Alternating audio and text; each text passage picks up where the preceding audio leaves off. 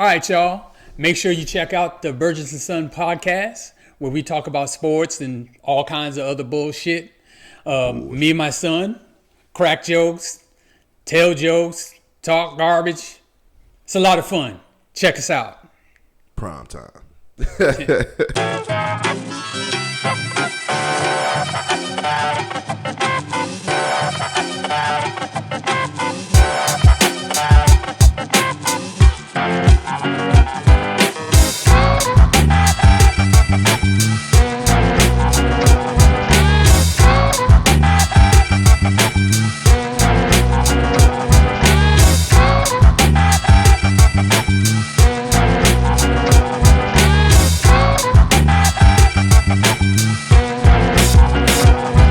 Hello, all the beautiful people out there. Welcome to another episode of Burgess and Son podcast. I am Zay for life, and this is Burgess, like father and son. We are Burgess and Son. How you doing today, Mr. Burgess? Wonderful. How are you? I am good.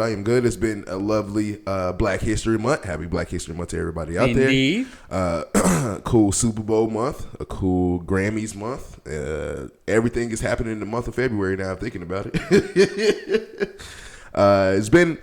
It's been one hell of a ride, one crazy ride period to 2026. A lot has happened in 2026 already, and we only 2 months in. A lot happened in 2025. I feel like 2025 was a blur, especially with football season. That shit happened so fast that we just had the Super Bowl last week.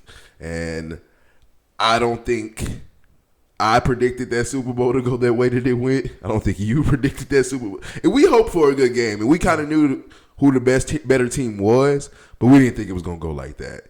I want to get your thoughts first on the Super Bowl itself. What was your thoughts, takeaways from it, and what's your takeaway from the Super Bowl? It's kind of non-eventful, really. I mean, it was pretty clear, like early, that Seattle was the better team. Better team, yeah. And they dominated. What was it, 9-0 at halftime, and it should have been worse than that. Who? And there was never really a point where New England seriously threatened them, like where you thought that New England might have a chance. Yeah. I think there was a time when it was 20-7. Seattle had just scored. And then I think New England got the ball back, and it was 20-7, and they had the ball. And it looked like if they went down and scored a touchdown, 20-14, we got something of a game for the last, 5 minutes or so. Mm-hmm. But Drake May fumbled, and that was kind of ball game after that, and it was kind of the game itself was anticlimactic. As far as being exciting, like it was actually up until that point, it was pretty boring, really. Oh my God, I'm not gonna lie. I watched probably 5 possessions of that whole game, because the first couple of possessions I was like, oh, okay, this is gonna be a game. The way they both kind of had defenses, both was kind of throwing punches, and then Christian Gonzalez had that great pass breakup where he stretched out. I was like, oh, this is gonna be a game. So I went in, and we was having a Super Bowl party at the crib, and I was in there. I was still cooking and getting the stuff ready. By the time I came back, I'm looking like the 3 possessions I was watching from New England. I was like, dude, Drake May is getting pummeled right now, dude. Oh my God, yeah. He is taking a beating. I'm pretty sure he's still sitting in the ice bath somewhere, even right now, a week later. Dude, he was taking a beating. Yeah, he took a beating.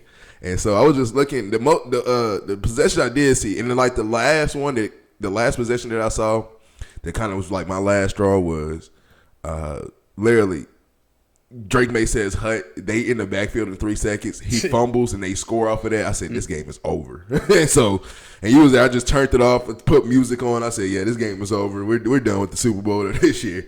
But all in all, I think Seattle was the better team overall. Clearly. The whole year. And then they proved it. The only team that really gave them a run for their money was the Rams. And even then, the Rams, like you can honestly say that even if the Rams gets to the Super Bowl, the Rams are probably winning that Super Bowl. Like the Rams gave the Seahawks a run for their money, and out of all the teams in the playoffs, I think that was the only team that gave them a run for the money was the Seahawks. Oh, the Seahawks was the Rams. So Seahawks, definitely congratulations to the Seahawks. Congratulations to first-year head coach. Congratulations to Sam Darnold.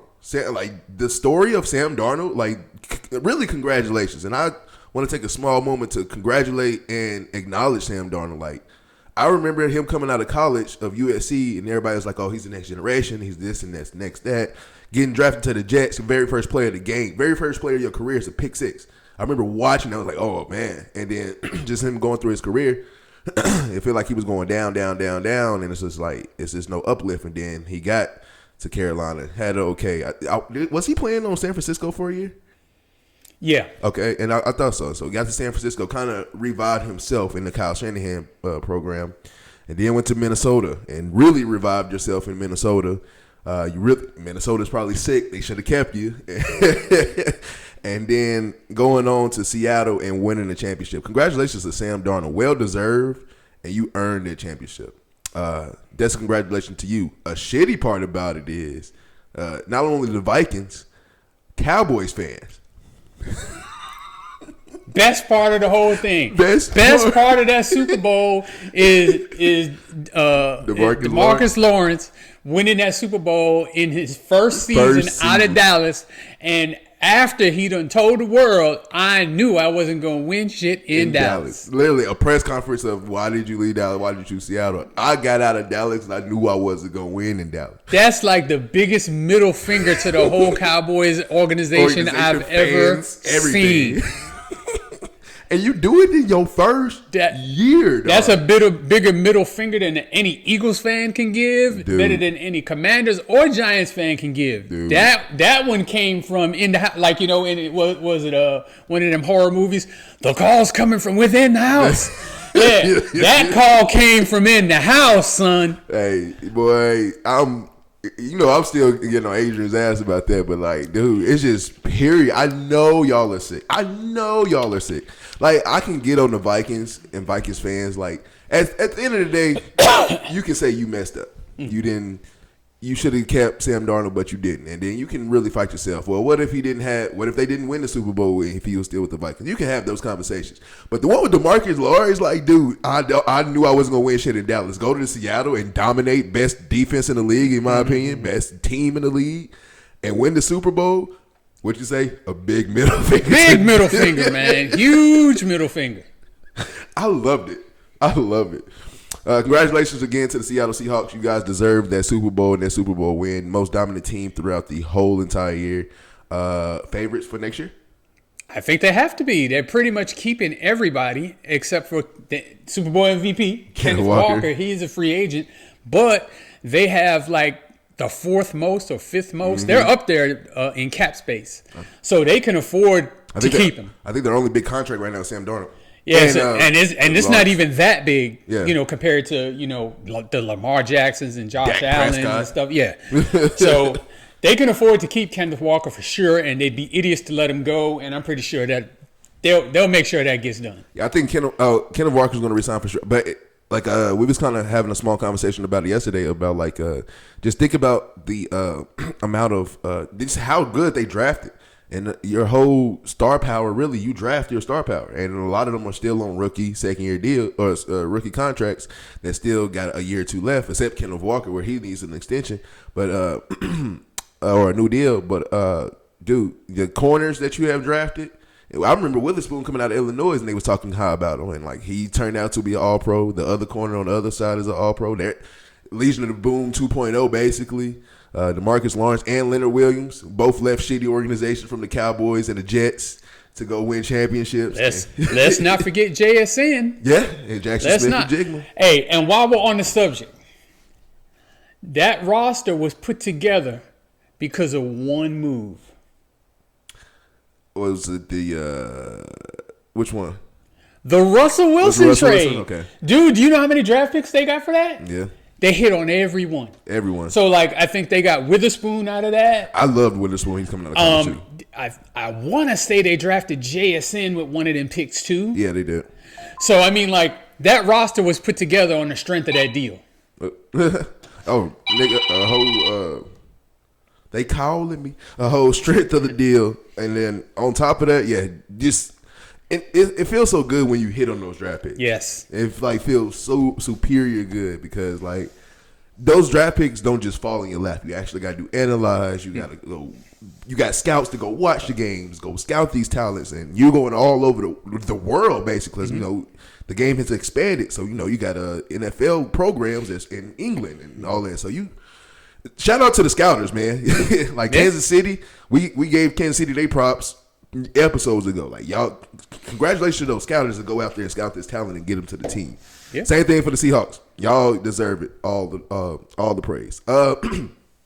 Even though the Super Bowl itself was not entertaining, it was not all that, in my opinion. Game was trash. I'm just gonna be honest.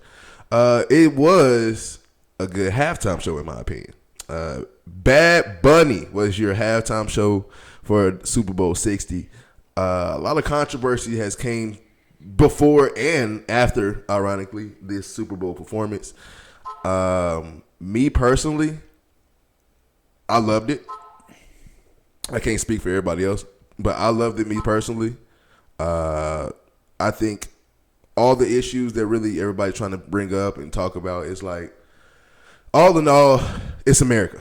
And you want to believe it or not, Puerto Rico, Cuba, all of this is America. Like, well, Cuba's not. Well, you know, it's still within America. I got you. Yeah. But like, we're still within the Americas, and just the fact of you have, you know, the North America, South America, all of America's period. This is what make America great, of all the cultures that can come together. And so I think, me personally, I thought it was just cool to see a culture, even though I don't understand Spanish, but I understood Bad Bunny. I was dancing and jigging, but it's like I love to see the culture that he came from, and it's like I didn't try to compare it to mine, but I can see similarities.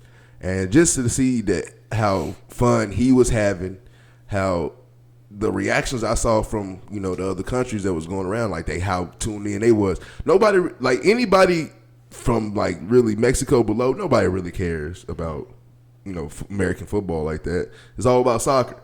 Always been about soccer. And so for basically the whole eyes to be on American football, really for the halftime show, I thought that was phenomenal and amazing.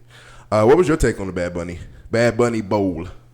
Well, just like you said, it was, you know, kind of controversial from the time it was announced that it was going to be him. Yeah. You know, up until the days leading up to the Super Bowl, and now that the performance has happened, even after, it's still controversial. Yeah.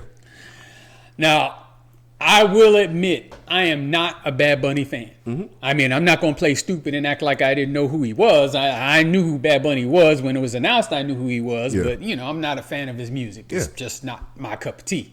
Nothing against him personally or fans of his. Just isn't my vibe. Yeah.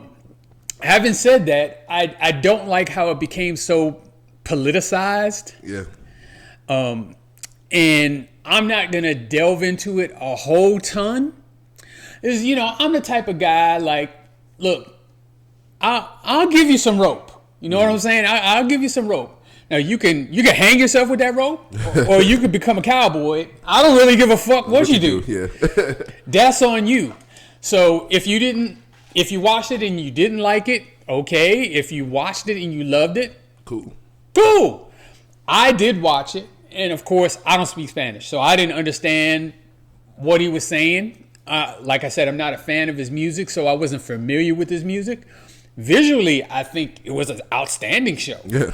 And even though I couldn't speak Spanish, I could kind of see what his message was, you know, kind of unity and, you know, we're all, you know, human and, you know, that type of vibe. And what was the message, the more powerful thing than hate is love? Yeah, I mean, you can you grasp that no matter what language is being spoken. Yeah. And also, at the end where he brought out all the flags, shout out Bermuda. Yeah. Where I was born, he had the Bermuda flag up there too. So yeah, shout out Bad Bunny for that. Yeah. So he had, and shout out to bringing the flags out, and he shouted out not all of them, but majority of countries. Yeah, he named a lot of countries. Yeah.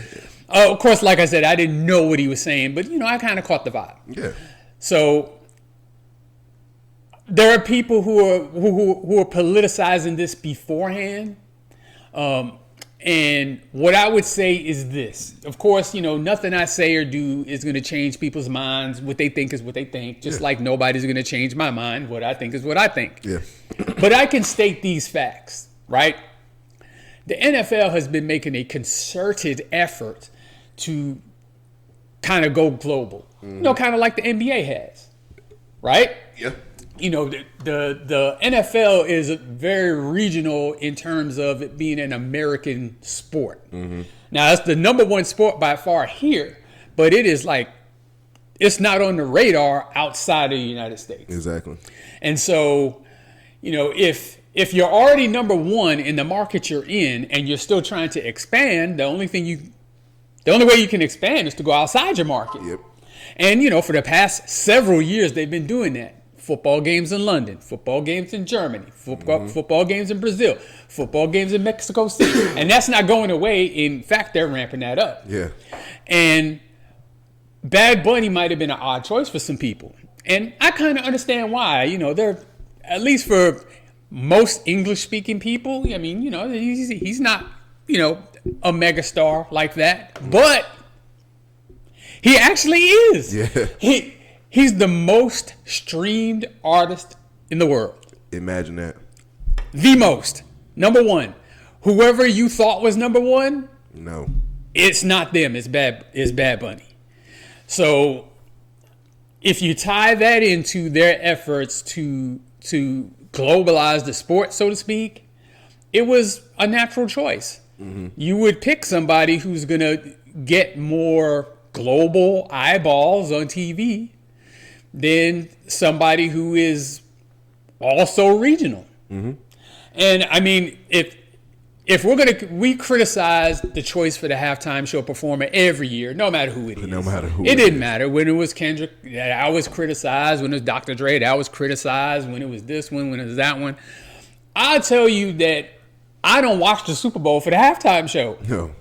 I watch the Super Bowl for the fucking game. Yeah.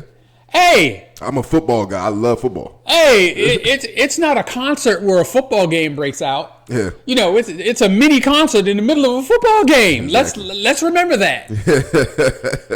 Let's remember that. And I mean, there have been artists that I looked forward to and wanted badly to watch their show and enjoyed. And there were some shows that I thought were stinkers. But okay, I love Rihanna. Her halftime show was ass. I'm sorry. Oh my God. I love Rihanna's music. I'm a big fan of Rihanna. She was pregnant. Even to this day. I mean, you can be pregnant and still not have an ass show. Yeah. She had an ass show. It was, bro. I mean, let's just be real about it. It just wasn't very good. So your sister was highly disappointed. Yeah. So I was highly disappointed. But I mean, it's a 15-minute concert in the middle of a football game with all with the highest pageantry and all of that other kind of stuff. There's a million other things to worry about besides the halftime show. Yeah. And who's performing. And I just hate that it got so politicized, especially over something like immigration. The only thing I'm going to say is it took this to have people know that Puerto Rico is a U.S. territory, therefore Puerto Ricans are U.S. citizens. I'm not going to be a hypocrite. I'm one of those people. I always knew. I mean, I've been to Puerto Rico, and I remember when I went to Puerto Rico, I didn't need a passport. So, I mean, you only need that. I've traveled outside the country several times, and I've needed a passport every time. And when I went to Puerto Rico, I didn't need it. Yeah. I'm one of the, I'll be honest, I was one of the people, I didn't know Puerto Rico was a part of the United States. But I knew it was within the Americas. I didn't know it was a part of the United States. And people learn to this day. And then but for me, it's like me learning that, it was kind of like, okay, I didn't know that. Like I know a lot of people did, but I just didn't know. And I'm actually learning it, and I'm learning more about it versus the people who really found out, who are hating. Like, oh no, it's not, and then like trying to judge, like, bro, like. I mean, if we get real, I mean, he's an American citizen, but there have been foreigners who have performed at the halftime show who are not United States citizens, and people did not go apeshit. Rihanna. Rihanna's not a United States citizen. What? Yes, she is. No, she's not. She's from Barbados. That is United. Barbados is not part of the United States, sir. So I mean, like, it's kind of, the selective outrage. Yeah. And I mean, I kind of get it to some degree that people are upset because he didn't speak or he doesn't sing in English or perform his songs in English. Okay. So And then they get more mad because he does speak fluent English. He just music has just always been in Spanish. That's his prerogative. Exactly, which is I'm cool with that. I don't mind. I mean, sonically listening to the music, like, it was all right. I mean, I wasn't, like just completely turned off. I'd like to have been able to understand what he was saying, but Tell me, didn't you two perform at the halftime show before? Yeah, and they're not from the United States. No, there's a bunch of them that have performed at halftime. I forgot the list. It's non-consequential to me. Like, it doesn't matter. Yeah. It's just the performance of a mini concert at the halftime of a football game. Okay, it's the biggest game of the year, and you're probably gonna have the most eyeballs on you at one time ever. But still, I mean, it's a concert, and for people to politicize that to me is kind of crazy. And then next year, when it's somebody else, and then there's a segment of the population who doesn't identify with them or their music, they're gonna bitch and cry too, no matter who it is. It's just, look, you can't make everybody happy, and you're not gonna make everybody happy. And then it don't matter, it don't matter who it is. And you know what the sad part is? It's two things. It don't matter what race it is, from white people to black people to anything. Like, somebody's gonna find some problem with the halftime performance. Is just going to happen all the time. Like you said earlier, like with the one with Snoop Dogg, Eminem, and all them, somebody complained. Somebody complained about, everybody complained, well, not everybody, majority of people complained about Kendrick Lamar last year.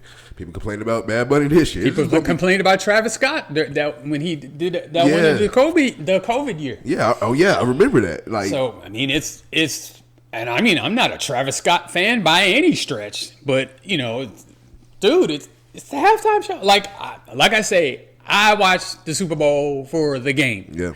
And all the other stuff is, a welcome distraction to a degree. Mm-hmm. But to me, it's the game first, it's the game last. And if we have a great game, that's what I want. Yeah. If we have a shitty game, is I guess where we can talk about all the other stuff. But I mean, even then, still, the main attraction is the game. And I think that's what kind of puts eyeballs on this performance, even after the performance, is because the game was just so shitty. Yeah, the game was so like this is all we can talk about. It was like the Bad Bunny performance was so good that the game was so shitty. It's like the performance was good. Oh no, this you started off that. I'm like, whatever. Speaking of things that happened in February, we had the Super Bowl, we had the Bad Bunny Bowl, we had also this past weekend was All-Star Weekend. Okay, NBA All-Star Weekend. I will be honest, and I'll be one of the ones to say it is different from even 10 years ago. Way different. I understand the level of frustration from really fans, because me being a fan, I understand the level of frustration of not being competitive, not being the All-Star game I grew up watching, and the All-Star game I was used to, being accustomed to, my parents being accustomed to.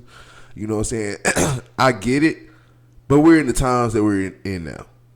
And so, first of all, the dunk contest, just get ready for the dunk contest. You're not going to see your superstars in dunk contests anymore. Even though I want to see Ja, Giannis, Zion, all those people in the dunk contest, you're not gonna see it anymore like you used to.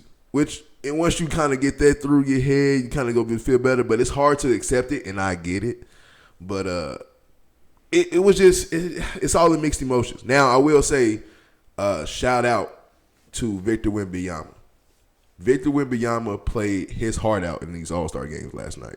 And when I say heart out, he was mad as fuck that they lost both games. And his level of frustration and his emotion showing, it kind of made me happy. Like, oh, okay, like, now it's going to be really, like, next year he might take it real serious. Like, no, we winning this motherfucker. Mm-hmm. Like, you know what I'm saying? And so I'm kind of glad that somebody's starting to put in the level of confidence and the level of competitiveness back into the All-Star game and All-Star Weekend itself. But it's just hard to kind of recover from where we are. The last good one that I can remember was like literally 10 years ago, 2016. The dunk contest between Aaron Gordon and Zach LaVine, phenomenal. That All-Star game was Kobe's last All-Star game, so him and Bron versus each other was just cinema. Like, that was just a movie. And so that was the last good one that I kind of remember. But I get it. I get it, people's frustration with the All-Star weekend. My frustration this year, why did everything start so fucking early? I was looking at because I was just playing the game. I was like, I need to get ready. I'm gonna get ready to watch the All-Star events later. And I get a notification on my phone as I'm playing. D-Book had 30 points in the first round of this 3-point contest. I'm like, 3-point contest? I'm like, it's 4 o'clock. Why is the 3-point contest on? And then everything's done by 7 o'clock. What the fuck is this? I didn't like it. I did not like it. That's the only thing that I really hated about this year. Why did everything start so early? What was your take on the All-Star game, the All-Star weekend? And what do you think about how the game is transcending to possibly just a lame All-Star weekend now? Well, I think what the All-Star weekend has become now is more of a pageant than competition. Yes. So, they have, the celebrity game and the 3-point shooting contest and the skills contest and the dunk contest and all of that stuff is anticlimactic. Like, nobody really pays attention to it anymore. I think for the dunk contest, the only thing that could possibly save it is, like you said, if the stars actually competed in it.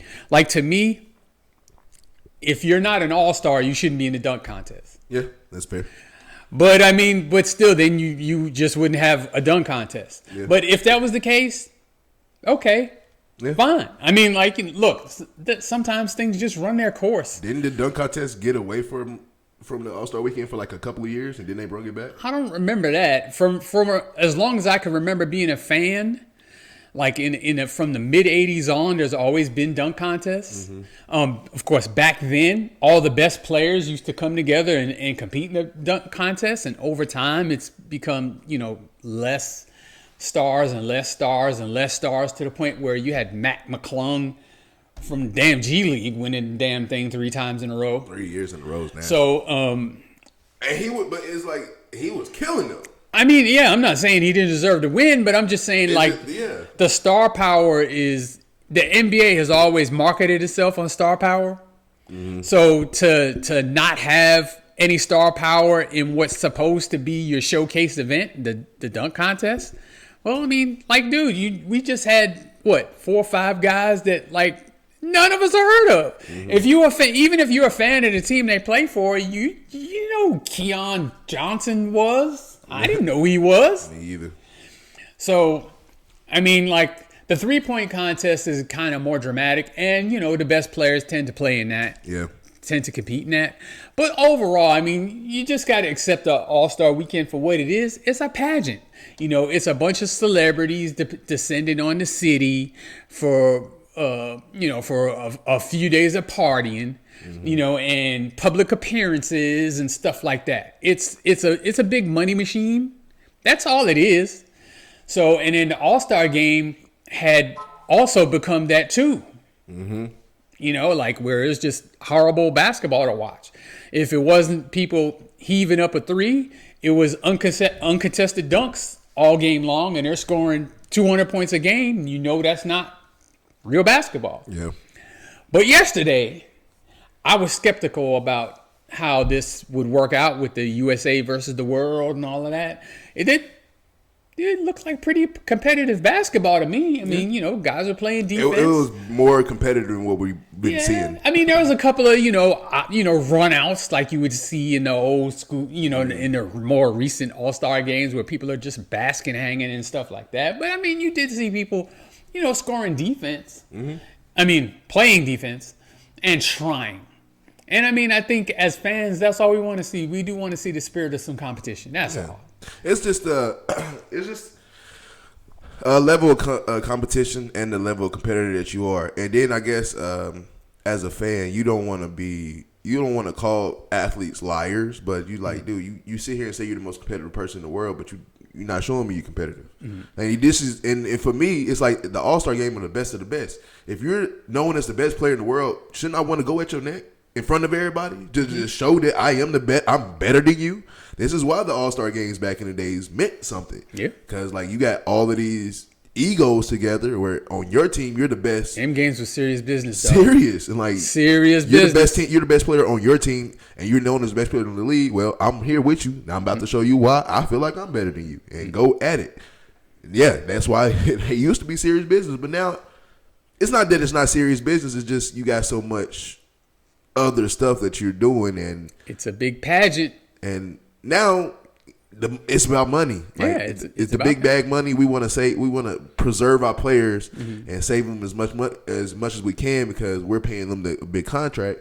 We don't want them to get hurt and doing something. And it's like, I feel like you holding back from. But I understand that side of it, though. Yeah, exactly. I mean, the All-Star game is in the middle of the season.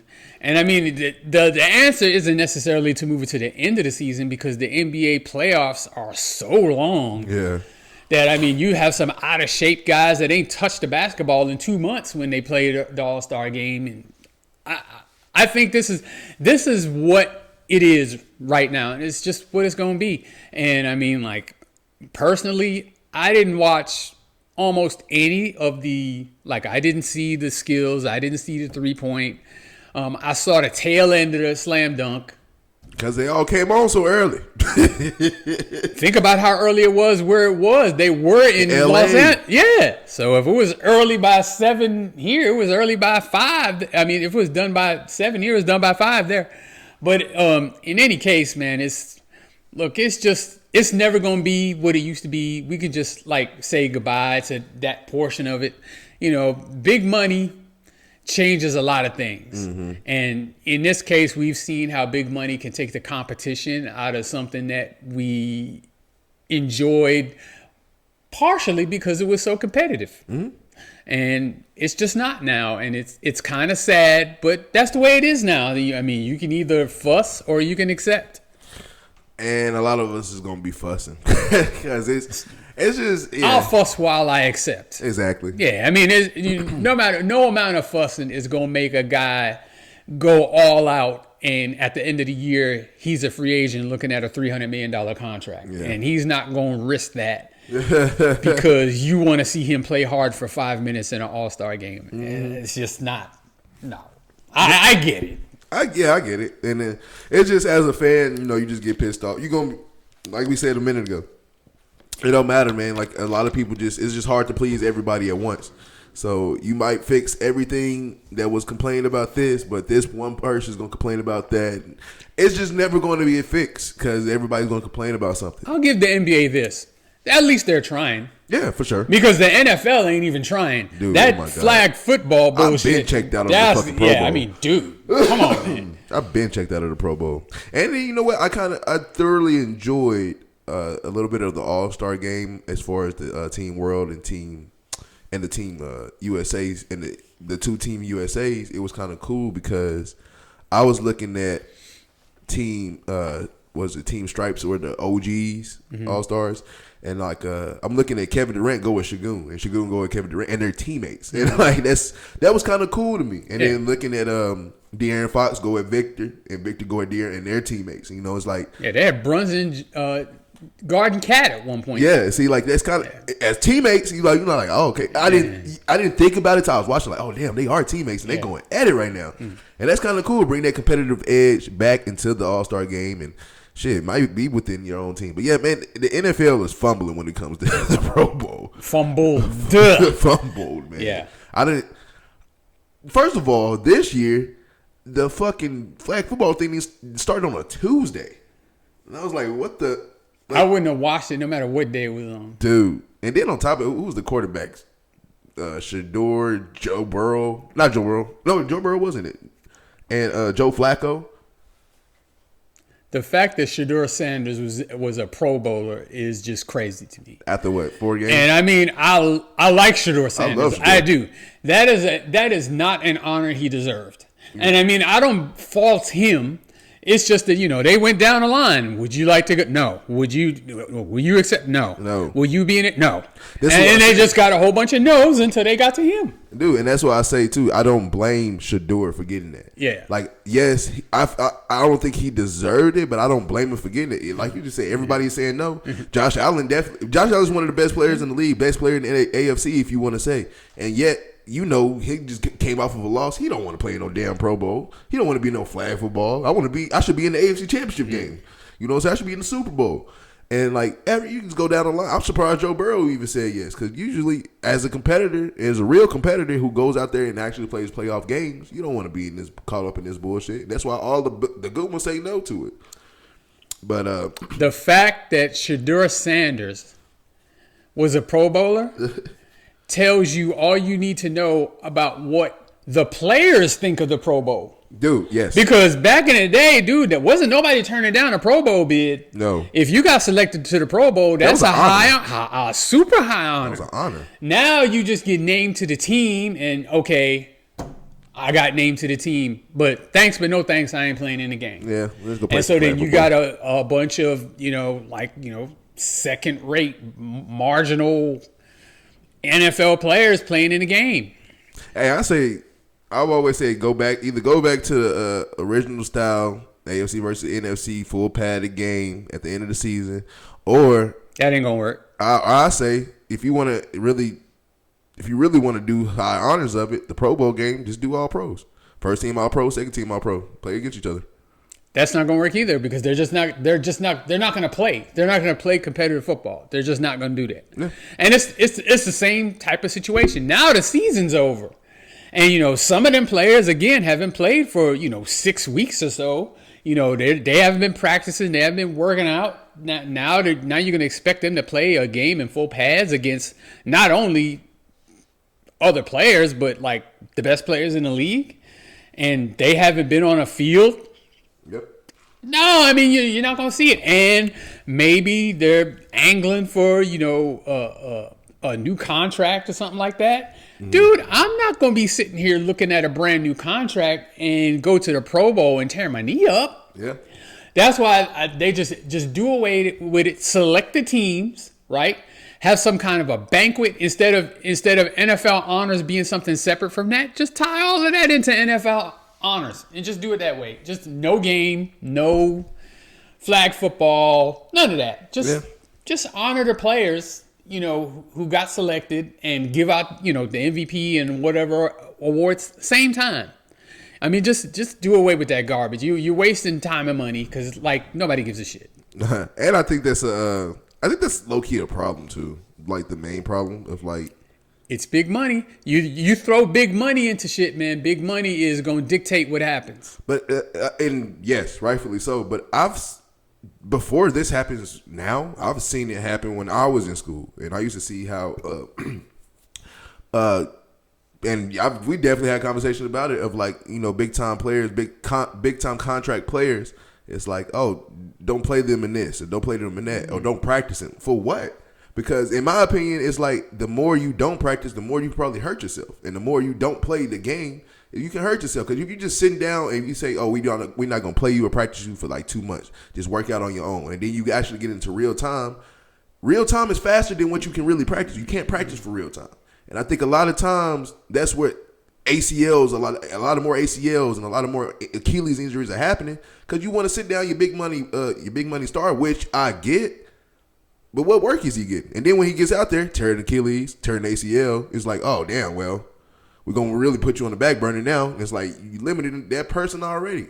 Put that person into shape. When I was in school, when I was going and I was watching, and all the old stories I hear about old professionals, how hard they practice, how practice was so much harder than the games. And then you get out of the games and it's just like, okay, we know it's easy, but practice, they didn't give a fuck about practice. But now we hold that, and it starts not even in the league. It starts early. I'm talking about middle school. Now, especially middle school and high school players are looking at NIL deals for colleges and doing all this. They sit them down early. I'm like, that's just, we'll see how that play out. Again, you big money. Mm-hmm. You throw big money in the mix, it changes everything, man. Everything. All right. So we got something that we're going to do today. Actually, I'll let Q take over that one, Mr. Burgess. Super Bowl records. Okay, so with the conclusion of the NFL season, a very successful NFL season, Yes. even though the Super Bowl itself was a little bit of a snoozer. It still was a crazy season. It was a really good season, and it was a good postseason too. I mean, some of them games were awesome. Awesome. But in any case, we're going to focus on Super Bowl records. Okay. So I have been watching the Super Bowl every single season without fail. I have watched every one since I was 11 years old. I remember the very first Super Bowl I watched was the Philadelphia Eagles versus I can't even remember whether it was Oakland or LA Raiders. The Raiders won 27-10, but it was in like 1982. That's the first one I remember, and I have not missed a Super Bowl since then. So I have been privy to see a lot of Super Bowl records fall. And so I think these next couple of questions I'm going to ask you. Okay. I'm not sure that any of them. No, in fact, the very first one, you watched it for sure. Okay. But in any case, some of these did happen before your time, but it's just a fun thing to see what you know. Okay. I'm down So, question number 1. What player has the most passing yards in a single Super Bowl game? Just one game. Just one game. One game. Most yards ever. Well, because I listen to a lot of stuff and I take my context clues out, learned that in school. We'll see. I know you said that I've watched that game, but my first answer was going to be because I've heard you talk about Dan Marino a lot and John Elway. I was going to guess one of those guys. Okay. But since I watched it, wild guess. Like the easy one is Tom Brady, but I think it's who he played against. Nick Foles. You got it backwards. Was it Tom Brady? It actually was Tom Brady. Oh, No, it was in that same game. It was the same. Okay. Because I know they both threw for like, Jesus. Tom Brady threw for 505 yards in that game. Oh my God. Not only is it the most passing yards ever in a Super Bowl game, it is the most yards passing ever in any playoff game. Damn. And he lost. Yeah. It was Nick Foles like 490 something. I don't think it was that high. I think it was maybe 370 something like too, that. but. Yeah, I mean, yeah, they both actually shredded the defense. Both. But yeah, it actually is Tom Brady. I got the game right. In a losing effort. That's nasty. By contrast, in his first Super Bowl that they won when they played the Rams, I want to say he threw for like 140 yards. Damn. And won. But they won. All right, so the next Super Bowl record is who has the most receiving yards in a single playoff game? In a single Super Bowl game. Single Super Bowl game. Ooh. There's a lot of them. Because you got the Jerry Rices. Even though Randy Moss didn't win, he still had some good games in that Super Bowl. I think he was in both Super Bowl losses, if I'm not mistaken. Who? Randy Moss. He only played in one Super Bowl. Was the one? Okay. Yeah. Shit. I want to say Jerry Rice, but I feel like this is another confusion one again. Okay. I'm trying to go through my memory. Don't make me play the Jeopardy music on your ass now. I'm trying to go through as fast as I can. Like this, no, maybe, no. I'm just saying Jerry Rice to be safe. You would be correct. Oh really? Jerry Rice in the Super Bowl versus the Denver Broncos in 1989, I believe it was. 215 receiving yards. Sheesh. In a single Super Bowl game? Oh my God. And, of course, what's ironic is the most passing yards and the most receiving yards are by what most people would consider the best quarterback and the best wide receiver who's ever played. Yeah. Now for the next question, he is definitely not one of the all-time greats. However, which player had the most rushing yards in a single Super Bowl game?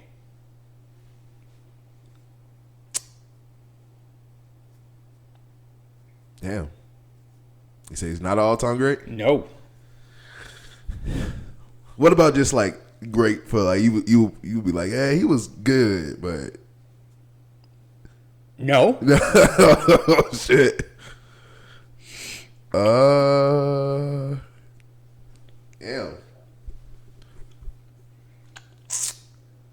Damn, now I'm trying to think about all the running backs that have been in the Super Bowl. There's been a lot of them. Yeah. A lot of great ones, too. But you say it wasn't great. No, I wouldn't call him great. Shit. Can I phone a friend? They won't know either. I've seen the Super Bowl. No, this is before your time. Okay.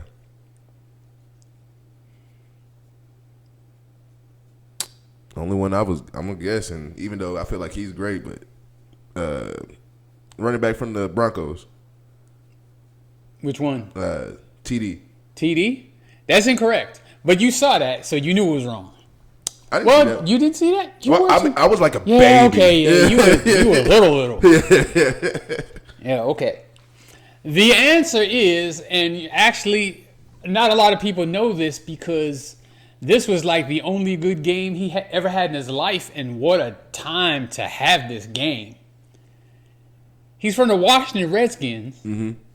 It was in the Super Bowl versus the Broncos in 1987. And got the other team right. I think he's got the Broncos right.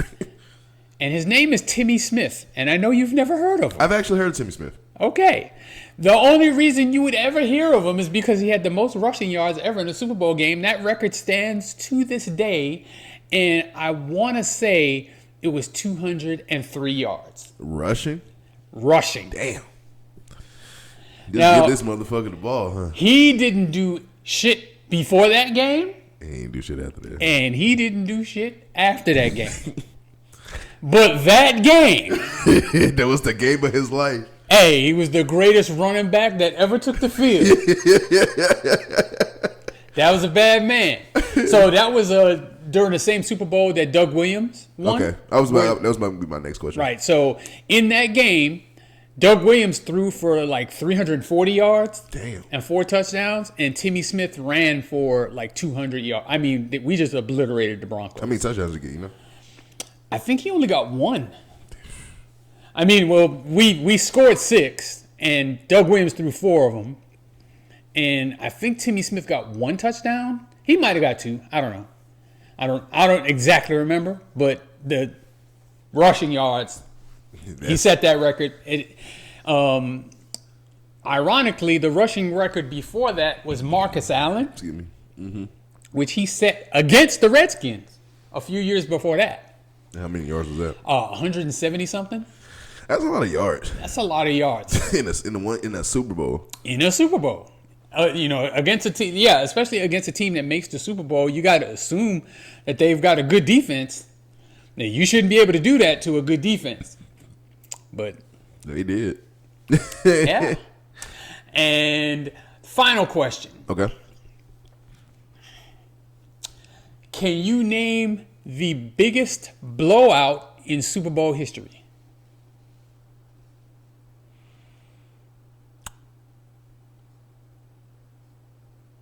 Hey, that Seahawks and Broncos one was a blowout. Yeah, it was. Wasn't the biggest. I'll go ahead and let you know that. Now that shit was. I will also let you know that this happened before your time as well.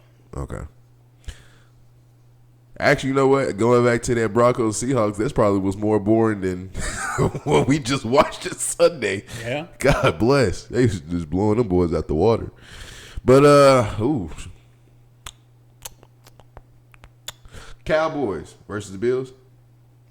That's actually a really good guess. And I think it's the second biggest blowout. Yeah, okay. But the biggest blowout is the San Francisco 49ers 55 and the Denver Broncos 10. Oh, my God. So in that same game that Jerry Rice set that receiving record. Oh, that was the same game? Yeah. They blew the doors off them boys. It was ugly from Jump Street, and it didn't get unugly at all. God damn. And they kind of let the foot off the gas a little bit and still put up 55. Sheesh. Yeah. John Elway was trash in that game. And I mean, I say that with all the respect in the world for John Elway. He's an absolute top 5, in my opinion, Hall of Fame quarterback. But in that game, he was trash. You ain't it, but.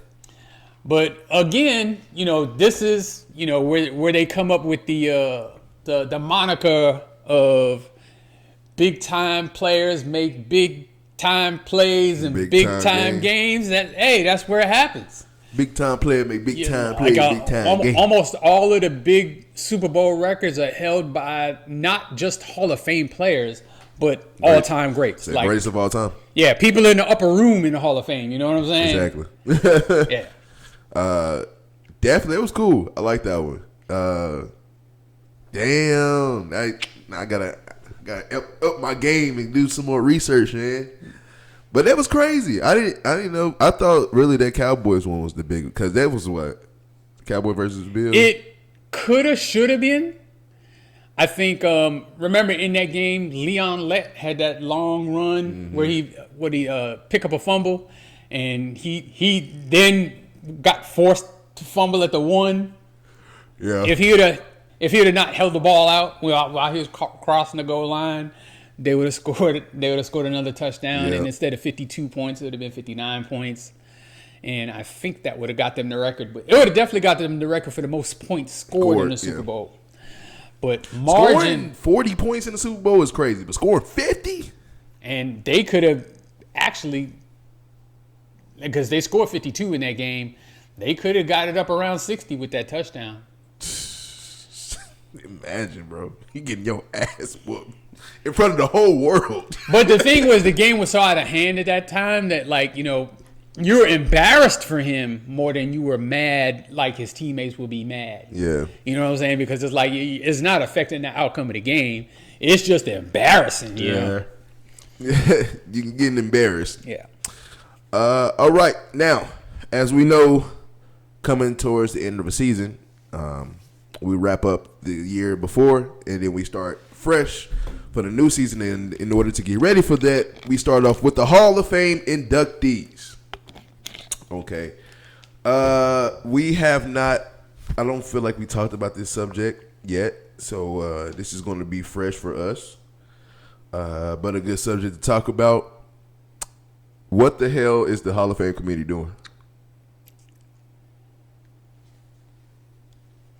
Dude, I can't even explain it. Speechless. I can't. If Bill Belichick ain't a first ballot Hall of Famer, no coach. Nobody is. Not just no coach. Like nobody is. Like nobody ever in the history of the league should ever be voted in on the first ballot if Bill Belichick can't get in on the first ballot. And then on top of it, but yes, nobody. But for sure, it should be no coach never for the rest of the time be first ballot Hall of Fame unless he goes out there and wins 10 Super Bowls. Yeah. And I don't think that's going to happen. No. So, first of all, before we talk, probably the shit that we talk about, probably before we talk shit about it, congratulations to the inductees that's going to the Hall of Fame. And we'll get into them, but we can still go still go off about Bill Belichick. I'm about to go out and say congratulations to. This is no knock to those guys going in, and this is no knock to the people that's already in the Hall of Fame. If you paid your dues and played great, you deserve to be in the Hall of Fame. I don't give a fuck what you do on or off the field or on or off the court. But what the hell is going on with the Hall of Fame inductees of not putting in Bill Belichick first ballot Hall of Fame? I thought it was a joke. I thought somebody was bullshit when they said it. And then when I actually seen it, I'm like, there's no way you're going to sit here and say Coach Bill Belichick is not a first ballot Hall of Famer. Coach Bill Belichick. I don't care what excuse you have? Well, he had Tom Brady. Tom Brady had Bill Belichick. Well, he had this, and he was said, It's no excuse of why Bill Belichick is not a first ballot Hall of Fame at all. And then this is what really pisses me off. I think I solved the case, and I think I know what they're trying to do. Because after seeing Bill Belichick not get in, and then I saw Robert Kraft saying, wait, did not get into the Hall of Fame. What I think that they're trying to do is wait to Tom Brady so they can induct them all in once. Dumb. I don't think they're trying to do that. I hope they're not. I pray that they're not. I don't think they're trying to do that. I think this was, if you remember throughout Bill Belichick's career, he had kind of a contentious relationship with the media. Mm-hmm. On to Cincinnati and, these simple one-word answers. He wasn't up there on the mic trying to entertain everybody. He was, about trying to prepare his football team to win, and that was it. Yeah. And, the way he treated his players, even his players would tell you, like, hey, he was hard on us, but, the fact that he was hard on us helped chisel us into, a team with championship metal. Mm-hmm. So, but that's what coaches are supposed to do. Yeah, exactly. They're supposed to prepare their team to win. Now, of course, they're going to say maybe Spygate and Deflategate took away from that. And I will say cheating is never acceptable. When you do something that's against the rules, you should be held to account for that. Mm-hmm. Right? I'll be the first. And do I believe that he participated and actively knew about Spygate? I think it was proven at that time that he did. Yeah. However, I will say this. There's no way you'll get me to believe that he was the only coach that was doing it. Oh, my God, no. I believe they all tried to circumvent the rules in some way. He just so happened to get caught. And when that one get caught, everybody back up. And even if you know what's coming, there's lots of times what's coming and you still can't stop it. Tush push anyone? Mm-hmm. So I don't think that detracts from what he was able to accomplish throughout his long and storied career. Yeah. I mean, as a defensive coordinator with the New York Giants, he won 2 Super Bowls. Yeah. Then he took the Cleveland Browns to the playoffs. And then, what he did with the Patriots, I mean, that's stuff of legend. Like, legends. If you want to throw in those, the Spygate and the Deflategate as black marks against them, okay, I'll accept that. But tell me that out loud, please. But not only tell me that out loud, but if he won half the Super Bowls he won, he's still a Hall of Fame coach. Yes. If he won a third of the Super Bowls that he won, he's still a Hall of Fame coach. Mm-hmm. And then if you want to argue, well, he had Tom Brady, let's remember that Tom Brady was drafted in the 6th round and was a backup until Bill Belichick put him in. And then once Bill Belichick saw him playing great, let's also remember he had number 1 overall pick as a quarterback, Drew Bledsoe, who he benched in favor of Tom Brady, which a lot of coaches would not have had the cojones to do that. Never do. Would have never been able to do that. I bet you will go, if you was able to go back in time and then this happens that it comes out that, Bill Belichick is starting Tom Brady and benching Drew Bledsoe. Go ask every other coach in the league at that time, like, would you do this? Hell no. No. Fuck no. No. What are you? I mean, they had to trade Drew Bledsoe after that. So look, I'm not a huge fan of Bill Belichick personally. Mm-hmm. I mean, the whole time the Patriots were winning all them Super Bowls, I rooted against them every single solitary time. All of them. But, I mean, you can't deny greatness. And to sustain that level of success for as long as it was sustained, I don't give a shit what he did. Yeah. I mean, seriously. I don't care. I mean, dude, we've all heard that saying, if you ain't cheating, you ain't trying. I'm not saying cheating's right, but everybody tries to get some kind of an edge, dude.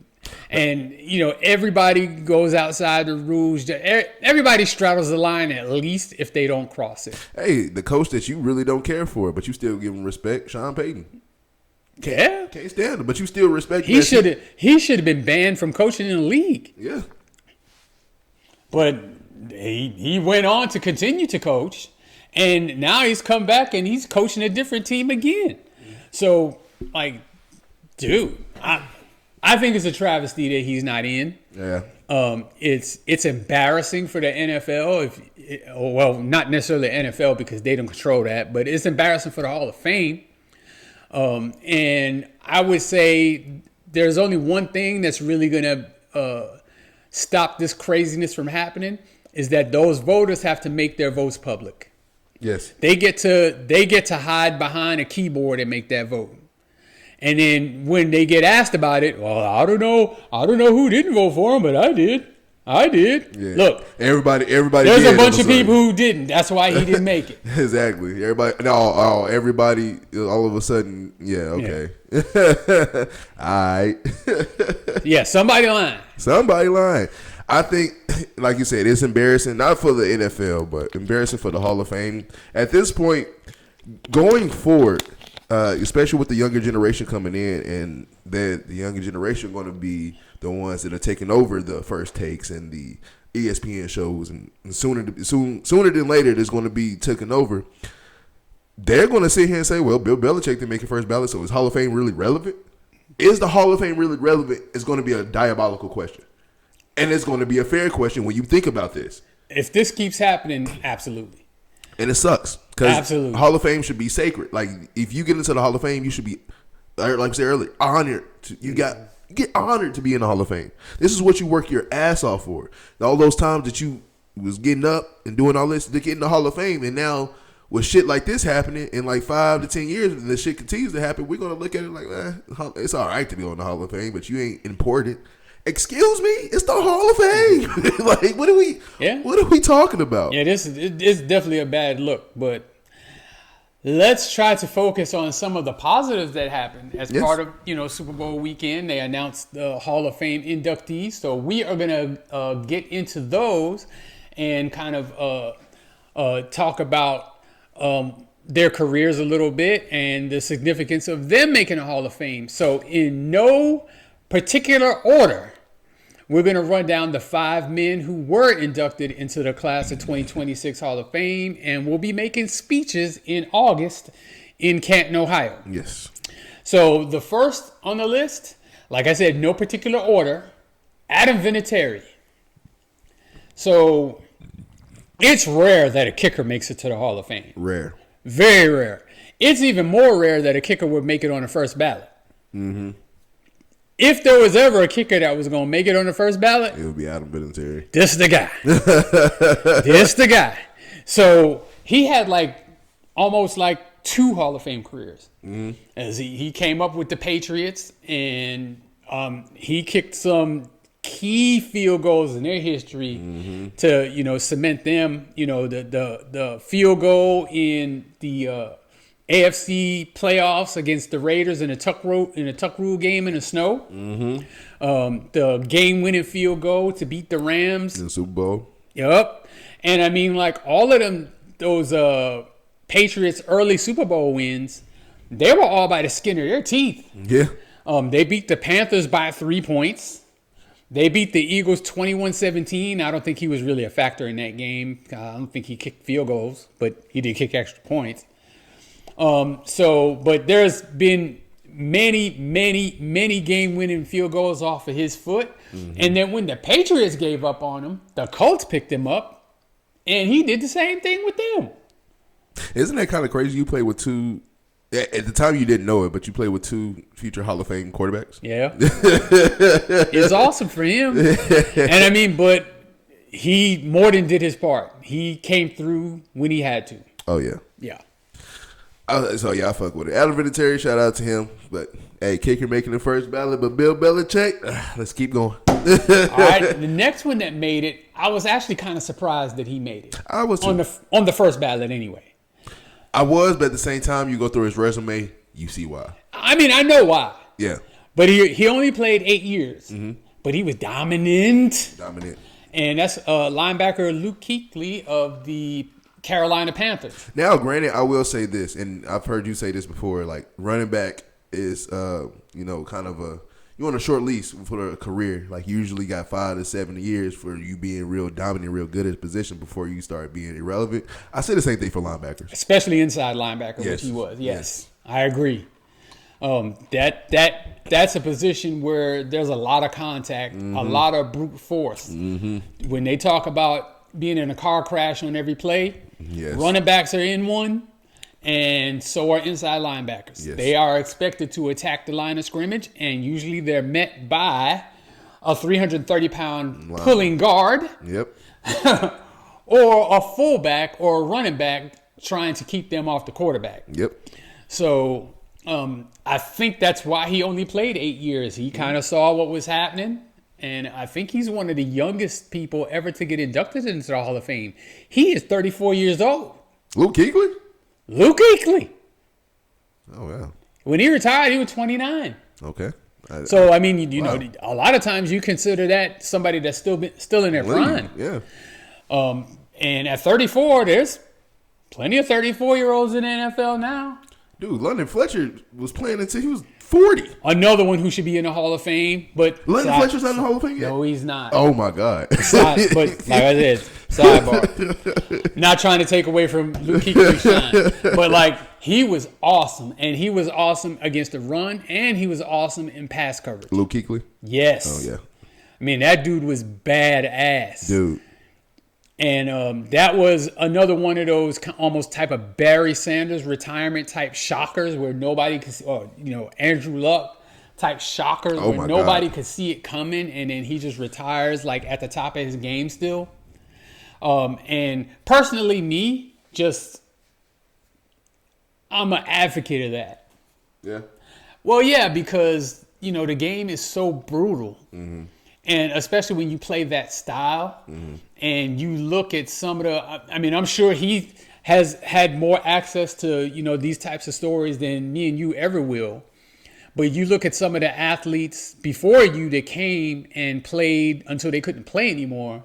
And their quality of life after football is not good. Yeah. And I mean, I'm not necessarily going to go ahead and name a whole bunch of names, but there are players in wheelchairs, people who have trouble walking, and they're still relatively young men. This game is brutal. It's a brutal game. So, if you go there and you're able to earn top dollar and you get out of that game with your money intact and your body intact, hey, I wouldn't put my body on a roulette wheel for longer than I had to. Yeah. That's a brutal game. It's brutal, man. It's a brutal game.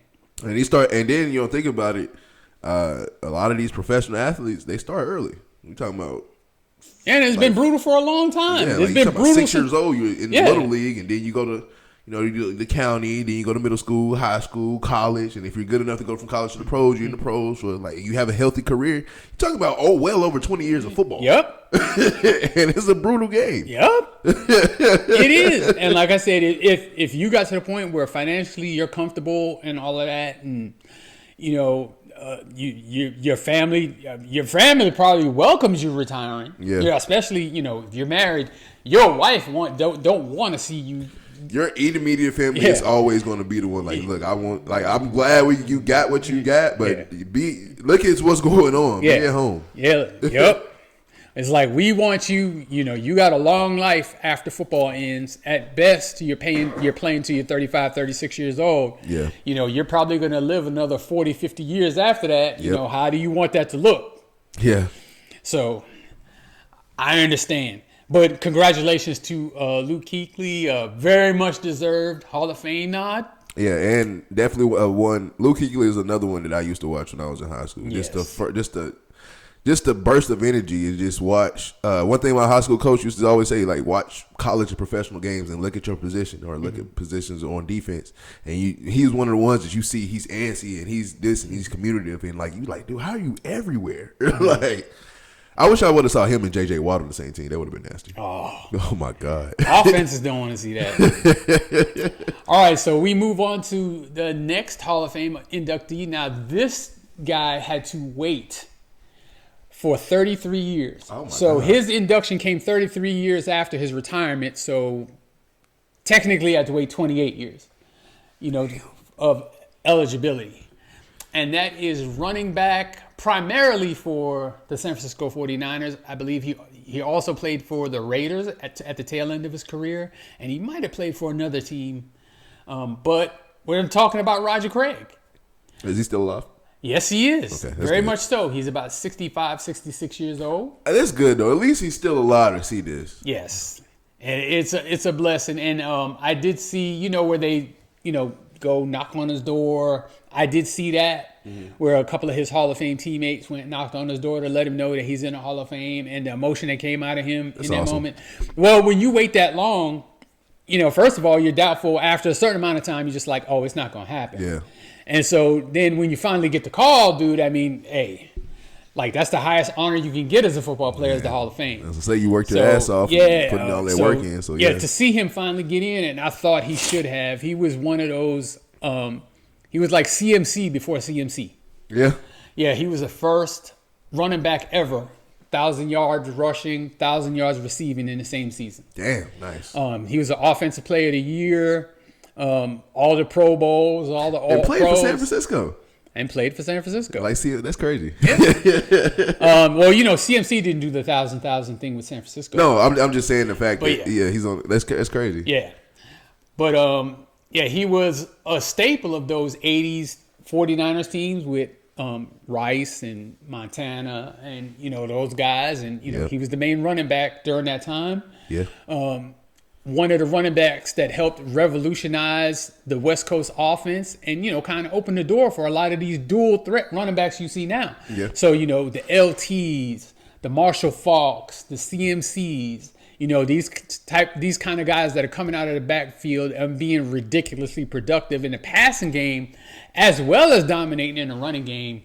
He was one of the first to really do that. He wasn't the first, but he was definitely the first 1,000 guy. Yeah. One of the things that was unique about Roger Craig was his running style. He had a very upright running style where his knees were high. Like running. Okay. All them defensive players back in the day will tell you that it was not fun tackling him because you were going to get a knee to the chin. Damn.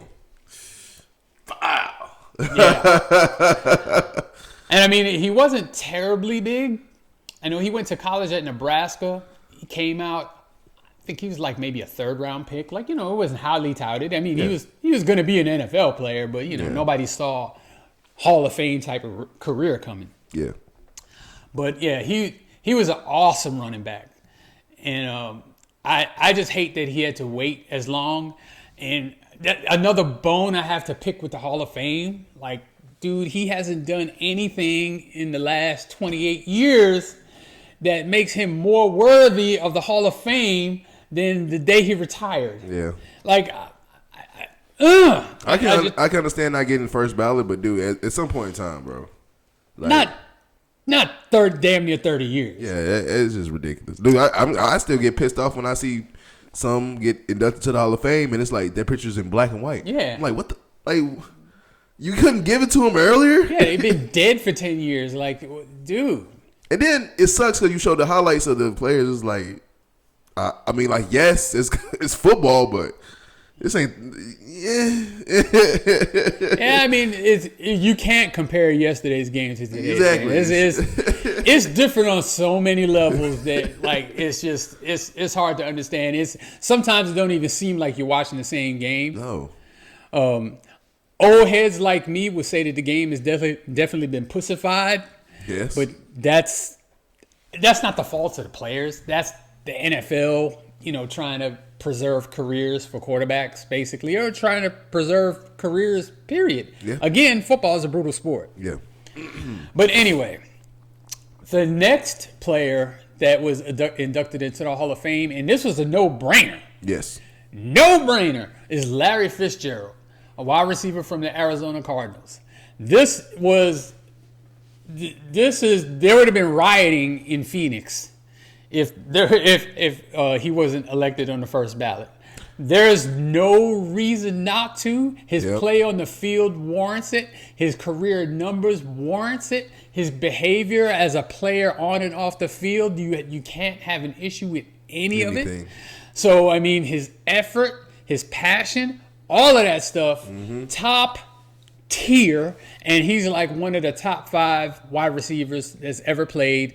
He's second all time in receptions, and he's up there in receiving yards and touchdowns as well. Unfortunately, did not win a Super Bowl. Should have. Played great in the Super Bowl that he was in. And they almost won that, man. They should have won that game. Dude throws that pick 6 to the freaking linebacker, Harrison, right before halftime. Oh, my God. Yeah, so, but in any case. That's one player I would say. Larry Fitzgerald is probably like the one player I can say that I really feel so bad, and I'm so mad that he didn't win a championship. Yeah. Right. You just feel bad for him because, like there's some players, like, not that, a lot of the times great players are, they're egotistical. They're assholes. Yeah. You can see it in them. Mm-hmm. And, sometimes that's part of what makes them a great player. Yeah. But I mean, Randy Moss, T.O., talk about those two. Yeah, I love them, and they the egos was off through the roof, and they would tear you up. I'm gonna do this to you and do it. Yeah, to and you. egos out of control.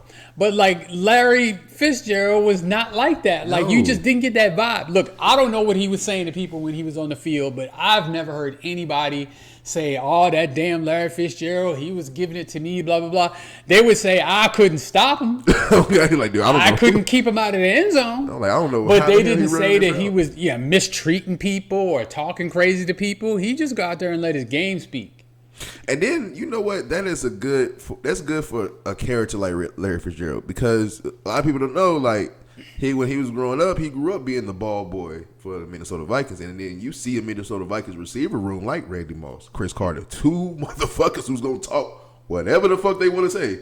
And then it was just crazy seeing how he kind of grew up through that, and then still became the dude that he's become. And he doesn't talk. I mean, like you said, I've never heard it. Now, again, I've seen people who don't talk trash all the time. I've seen them go on the court, on the field, and like for maybe a play or something, it's just some spark. Like, oh shit, I ain't know you can talk, but that just made me. All right, let's go. So I don't know, but from what I can see from the outside looking in, I don't think so. And I think he was just a good human being who deserves a chip. Yeah, I mean, he's just a good human being, period. And then let's just not forget about the fact that he's super duper talented. I mean, that guy in college, he was in contention for the Heisman Trophy. Yeah. He was a number 2 overall pick in the draft. I mean, it's like, we all know how talented he is. Craziest stat ever. Got more tackles than he does drop passes. It's insane. Wild. Insane. And you play offense. Wild. Insane, bro. Larry Fitzgerald is definitely one of the ones. Now, it sucks because of, I would say, the lack of championships and the lack of Super Bowl appearances. You're not going to be talked about as, when you talk about top receivers, he's not going to be your top 3. I would say people give him top 5. I think generally. I know I do. Yeah. I think he's a tremendous player, and not only that, he's a great representative for the sport of football, and NFL should consider him a jewel in their crown. And a representative for the Arizona Cardinals. When you think Arizona Cardinals, you think Larry Fitzgerald. Yeah, who else you going to think about? Exactly. All right, so we move on to the final player selected to the NFL Hall of Fame. Another no-brainer. Yeah, pretty much a slam dunk. And that is quarterback Drew Brees, primarily of the New Orleans Saints. He did break into the league, being drafted by the San Diego Chargers, and played, I believe, 3 years with them, maybe 4. I think it was 3 because he was a second-round pick. Okay. And he moved on to New Orleans after they drafted Phillip Rivers. Yep. So when they drafted Phillip Rivers the year before his free agent year, and then Drew Brees had a great year and was forcing them into a decision. Yep. Like, are they going to trade Phillip Rivers? And he got hurt, I think, on the last game of the season. He tore his shoulder up. So going into free agency, the Chargers decided to just not even make him an offer, and he ended up in New Orleans. And we all know what happened in New Orleans. Yep. Brought them a Super Bowl, all kind of passing records. Oh my God. The only player in the history of the NFL to throw for 5,000 yards more than once. That's insane. Top 3 all time in passing yards, maybe number 2. Top 3 or 4 all time in touchdowns. And we're talking about a guy who's not your big prototypical. I was about to say, dude, you talking about a little. I ain't gonna say little, but compared to them, like a little motherfucker. 205, maybe 6 foot, and did not have a rocket arm. He had a good arm, but he did not have a wow arm. Yeah, but I mean, he could get the ball deep, and he made great decisions. His completion percentage, I want to say he's number 1 all time in completion percentage, which that's a hell of a stat. Michael Thomas helped that. I mean, I guess throwing them little them slants. 3-yard slants. Yeah. No, that was low risk, low reward. But still, I mean, it's still amazing. Completing passes is completing passes, no matter how short they are. Yeah, and you got to catch them. And he did get the ball down the field, and New Orleans offense, when he was in his prime, year in, year out, was one of the top offenses in the NFL. They was going crazy every year. Going crazy. And, I mean, he did play alongside some really good players. But, I mean, Drew Brees was the centerpiece of it all. Again, without being that prototypical stand in the pocket and sling it type quarterback. Now, he'll sling it. Yeah. But he just wasn't that prototypical big guy. He wasn't 6'5", 235. And he wasn't. It wasn't like he couldn't move, but he just wasn't moving. Like, he wasn't that athletic. He was just in the pocket, just dotting you up. Boy, what are you talking about? It was games I used to watch with Drew Brees. I'm just like he just threw this person open. Like, what is this? I actually saw a story on Facebook last night, 2 nights ago, of how. When he was about to sign, or when he left the Chargers, he was actually supposed to go to Miami, and Miami was like they basically had the deal done, did this and that, and then like last minute they kind of pulled out because like he got a call basically he don't know if he's going to be playing really again, and then they pulled out from it. I forgot who the head coach was in Miami at the time. Nick Saban. Was it Nick Saban? It was Nick Saban. And then he was like yeah, we're just gonna pull. I can't risk it, this and that. And then he went to New Orleans, and like you said, the rest is history. Yeah, he went to New Orleans. Nick Saban went to Alabama. Neither one of them went to state of Miami. Oh, God. Miami is just cursed. Yeah, now Tyreek Hill is gone. Yeah, they just released him this morning. Him and Bradley Chubb. Oh, Bradley Chubb's going? They released him too. Damn. Who's on their team? Nobody. Dude, they're starting over. I mean, this is what they got to do. Yeah, Mike McDaniels is going. Yeah. I at this point, I've always told you I never believed in Tua, but at this time, go ahead and just get rid of Tua. I think they got to keep him on the roster for salary cap reasons, but I think this will be his last year, and who knows if he'll even start. Yeah, like that's what I'm saying. Is he going to even play? Yeah, you don't even know. The new coach, I guess, it's up to him. We'll see what happens. But back to Drew Brees. Yeah, it's weird sometimes, the fortunes. You know what I'm saying? I mean, because if he doesn't go to New Orleans, they don't ever win that Super Bowl. Yeah, no. Never. Does Miami win that Super Bowl? With him? I don't know. I don't remember what the team was going to look like. I mean, who knows? Does Saban stay? Does Saban stay and the whole Alabama thing never happened? Ooh, that's a good one. Hey, I mean, like I said, it's weird how fortunes, is a domino effect of all this stuff. Yeah. Because I think they ended up getting Dante Culpepper, who at the time that actually I would have done the same thing. So Dante Culpepper was a stud at quarterback. Yeah. And Drew Brees, even though he was good, it was uncertain. That shoulder, yeah, that's serious, especially for a quarterback. So they went with the safe move and Dante Culpepper didn't play well for them, and Saban ended up stepping off.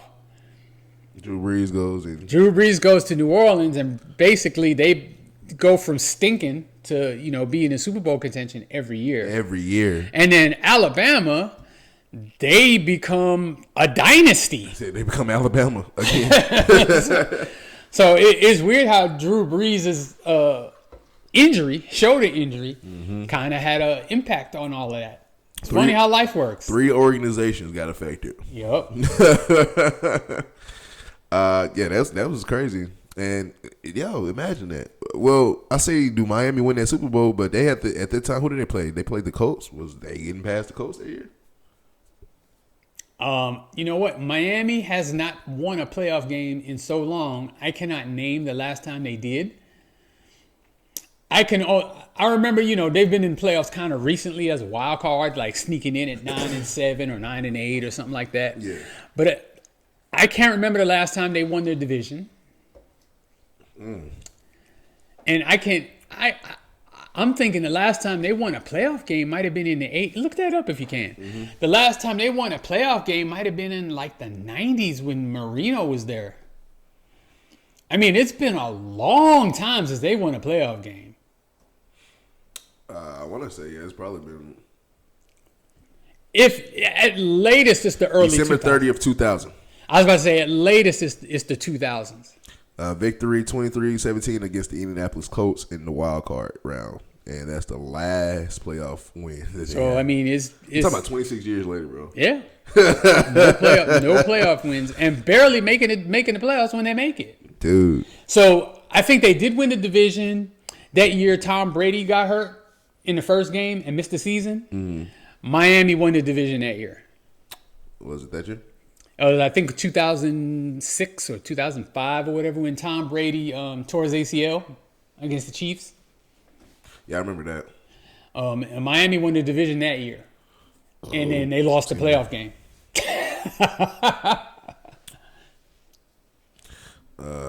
Yep, 2008. Yep. And then, like I said, they lost the playoff game. They won the division, made the playoffs, and immediately lost the playoff game. The New York Jets haven't won the division since 2002. Damn. That sucks. And it's the divisions have been 4 teams for a while. Yeah. So like it just the in odds you should be winning 1 out of 4. Just the odds. Like even we got a recent. Yeah, you gotta get 1 out of 4. At least, God bless. That's a long time. Yeah, you can't go 30 years and not win your division. And it's 4 teams in the division.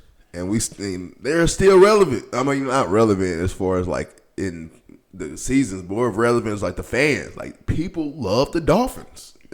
People love the Dolphins. Well, remember we watched that the Miami Hurricane documentary, and the Hurricane players had more pull than the Dolphins players at the club. Oh God.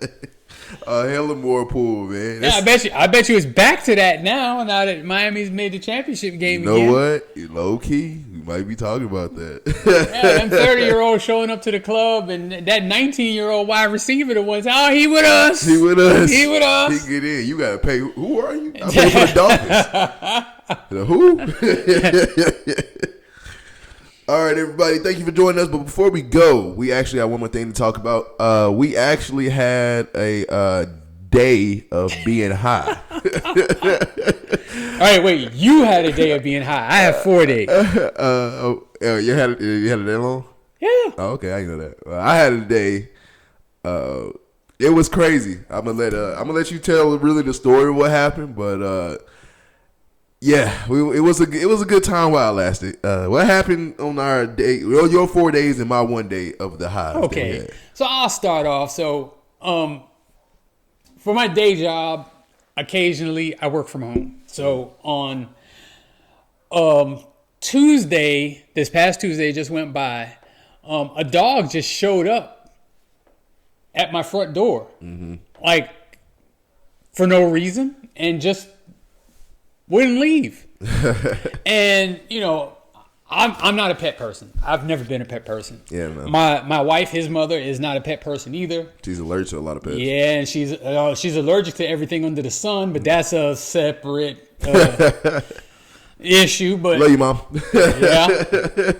But so I kind of ignored it at first, right? So like he's just in the yard, and I'm like, it's a little dog, it's a little poodle. Yeah. So I'm just figuring he's lost. He'll find his way home, or his owners probably lives down the street, or probably couldn't get him, or whatever.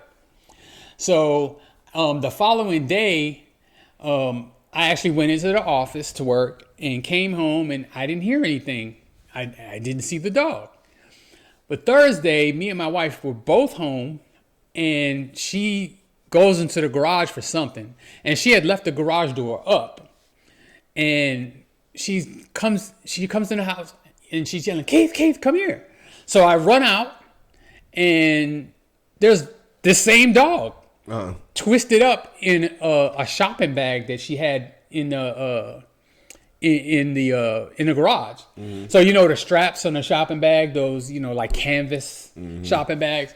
He had wrapped, I don't know how he had done it, but he had wrapped one of the, a couple of them straps around his neck. He was choking, basically. Damn.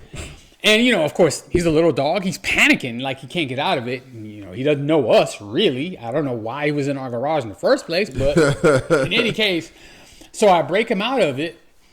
And, we could tell, he was, kind of disheveled looking. Mm-hmm. He had like thorn sticks. We have a rose bush in our front yard, and there's some brush or whatever. It's wintertime, so it's not really alive, so to speak. Yeah. So he had like these thorn things stuck in him and all of that kind of stuff. So I got all of that out of him, and I put him back outside. I didn't really think any more of it, but then he started crying and scratching at the door. And he just wouldn't go away. He wouldn't leave. And so the following day we were working from home again, and we wake up and he's still crying and scratching at our door.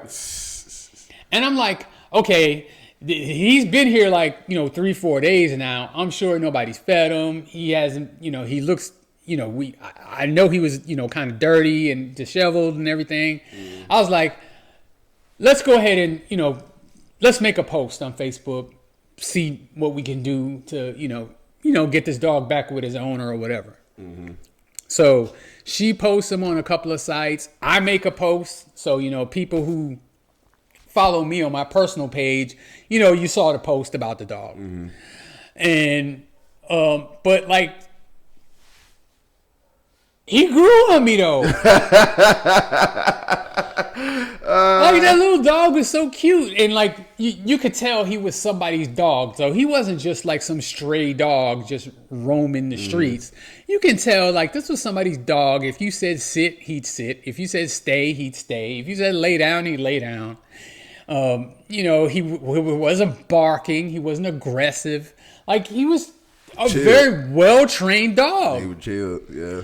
And so, we opened the garage back up. We put him in the garage. We set out some water for him. We set out some food. So, that dog ate he ain't never seen food before in his life. He probably haven't been yeah, he probably hadn't eaten in 2 days probably. Yeah, he was hungry. And so, of course, then he just took a liking to us. And so we're trying to figure out what to do because, we made the post. We actually had made the post the previous day in kind of our neighborhood groups or whatever. Yeah. And we didn't get any hits.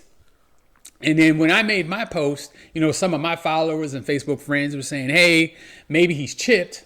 Go take him to a vet and see if we can, locate his owner or whatever, because there's nothing on the dog that would have given us any information about, where to take the dog. Yeah. So your mom ended up taking him to the vet and he wasn't chipped. Okay. So I was actually happy about that. Because then I was like, I was like, okay, so then we can keep the dog. And I could tell your mom was skeptical, but we also got information that the dog was hyperallergenic, and it wasn't triggering her allergies at all. So hyperallergenic, that means it's like it doesn't. I'm not 100% sure exactly what that word means, Okay. but I think it has something to do with like it doesn't shed hair. Okay. I think. So basically, like I don't know. Okay, all right. Whatever. Bottom line is, it don't mess with your mama. She ain't sneezing. She ain't sick around the dog. That's good. So I'm like, maybe we can keep the dog. And so like, he's grown on me, and I'm out there chilling, and on my breaks, I'm out in the garage with the dog hanging out, and he's loving on me, and he followed me everywhere I go, and we weren't letting him in the house just yet. Yeah. Because we hadn't bathed him, and he was still a little dirty or whatever. And then, she took him to the vet, and the vet was like, well, it looks like he just got a haircut. He just got a trim. And, she was just, kind of backing up our theory that, like, this is somebody's dog. This isn't just a stray, like, out here making it on their own. Mm-hmm. And so, dude, you came over with your kids, and your daughter immediately fell in love with the dog. No, not immediately, but oh yeah, she was scared of shit. She hugged over to me tight. I almost fell. Yeah, that was funny. But like 2 seconds later, she's all hugged up on the dog, like that didn't happen. And then of course your wife came over after that, and my sister came over, and we're all there chilling with the dog. And they all loved. We all loved it. When mom sent me and Risha a picture of it in our little group chat, and he was like, "Hey, anybody wants a dog?" This and that. I was like, "Oh, cool. Like, bring it over." And bring it over. I liked it a little bit, and then I came over. That's when I was like, "Oh man, this dog is actually cool." Yeah. Man. like you said, doesn't bother nobody really. Not aggravate, not annoying. Just be chilling and just having. And then actually felt a love from a dog. He wants to be around us. Yeah. Like, oh, this is kind of cool. I like it. And so, like, our friends, like, you texting people, they're like, that dog chose you. You need to keep that dog. Because at first we were like, nah. But then after a while, of course, he kind of grew on us. Yep. And we making plans. I had made plans. I was like, yo, tomorrow I'm gonna get him, bring him back to the house, chill, and have a good day. I bring him back, and I was planning it out for my dog. My sister was all ready to take him to the vet and make sure he got all the shots and all that other kind of stuff. She was ready to take him home too. But that night, we got a message from the owner who actually told us on the collar he had around his neck, inscribed in the collar was his actual name. Oh, okay. So, we had already had names for him and everything else. This one wants to call him Scraps. I was like, hell no, we ain't calling him Scraps. My boy Scrap, man. So the rest of us had come up with Banks as the name for this dog. That was going to be the dog's name if it was going to stay with us. Mm-hmm. But the dog's real name was Braxton. So shout out the owners of Braxton when they called us and let us know, and that was the proof. They said on his collar, his name Braxton is on the inside. We took off his collar. On the inside, Braxton. It's there. They weren't lying. How would they know that if this wasn't their dog? Yeah. So they came over, and it was a young lady, probably in her early 20s. It turns out it was her grandmother's dog, and that the dog had been missing for over a week. Oh wow! And they live a couple of blocks away from me. So really? I'd never seen the girl. I'd never seen the grandma, and of course, I had never seen the dog. But they lived close to us, and for some reason, the dog just showed up at our house, and he acted like he didn't want to leave. When it was time, after the lady, showed up to pick him up and everything, and we put him at the door, and he didn't want to go. So she had to come inside and pick him up and carry him out. He didn't want to go. He didn't fight, but he didn't voluntarily walk out the door. Oh damn, man! He wanted to stay with the. Yeah, man. It stung a little bit, man. Really, it did. I was sick. Mama called me. She's like, "Well, the owner came and picked him up." I said, "No, no." I was sick, boy. I was hurt. Yeah, and then, dude, your daughter called me the next day and was like, can I come over and see the dog? And I had to tell her that the dog was gone. She was hurt. She was crying, dude. Oh no. Hey, and then this is your daughter. I'm like, Livy, she FaceTimed me, so I could see her face. Yeah. And so she started crying. Her eyes welled up with tears, and she wasn't like sobbing, but eyes welled up with tears and stuff, and she's wiping her eyes. And I'm like, Livy, are you crying? She's like, I got something in my eye. I'm like, good God. I had to console her about the dog. And I'm like, your parents didn't tell you about this dog being gone? You're going to make me be the bad guy? Cause when I found out late. I think she was already asleep.